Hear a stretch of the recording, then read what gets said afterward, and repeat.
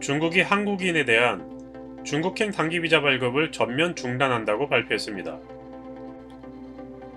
지난 10일 주한 중국 대사관은 중국 국내 지시에 따라 오늘부터 주한 중국 대사관 및 총영사관은 한국 국민의 중국 단기비자 발급 중단을 알려드린다며 상기사항은 한국의 중국에 대한 차별적인 입국 제한 조치 취소 상황에 따라 조정할 예정이라고 밝혔습니다.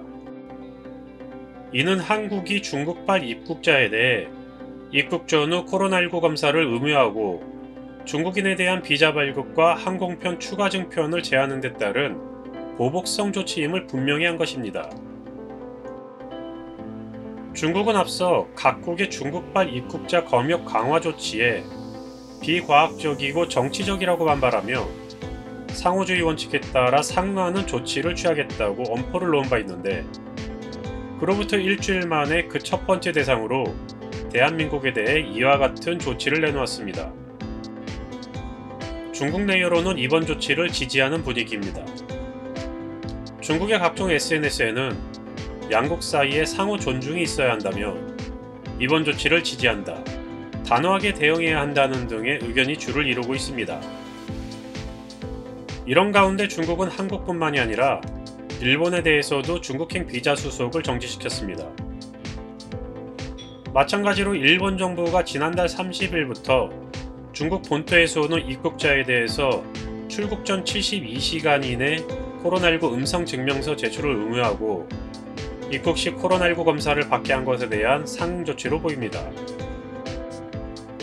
중국은 2020년 초에 방역과 외교 분리라는 방침을 내세우며 당시 한국에서 코로나19 확진자가 급증하자 확진 여부와 관계없이 중국에 오는 한국인을 모두 격리 조치시킨 바 있습니다.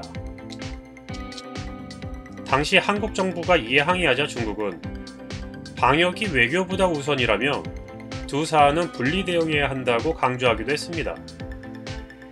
또한 그 이전 2016년 7월 한국의 사드 배치에 대한 보복 조치로 시작됐던 중국 내 한류 금지령인 이른바 한한령까지 시행한 바 있습니다. 당시 중국에서는 한국행 단체 관광 상품 판매 금지령이 내려지고 한국 드라마 대부분이 방송 심의를 통과하지 못하는 등 관련 산업 전반에 막대한 피해를 주었으며 아직까지도 회복이 안 되고 있는 상황입니다. 물론 양국 간의 이번 조치로 인해서 관련 산업과 종사자들에게 피해가 발생할 것은 의심의 여지가 없습니다. 하지만 매번 이렇게 휘둘려지는 외교적 굴욕을 당한다면 향후에는 지금과는 비교도 안 될 정도의 피해를 받게 될 수도 있습니다. 최근 중국의 나팔수 노릇을 하던 WHO 사무총장까지 중국의 코로나 실상 축소 보도를 지적하고 세계 각국은 대중국 검역 강화 조치를 한 상황에서 중국은 여지없이 대한민국을 첫 번째로 보복 조치를 시작했습니다. 이런 말도 안 되는 중국의 일방적인 꼬장부리기가 처음은 아니라서 적응하는 데에는 시간이 그리 오래 걸리진 않겠지만 아무런 대응이나 계획 없이 매번 이렇게 당하기만 한다면 그 정도는 더 심해지기만 할 것이 분명합니다. 중국의 영혼의 파트너 북한은 그동안 끊임없는 도발을 해왔습니다.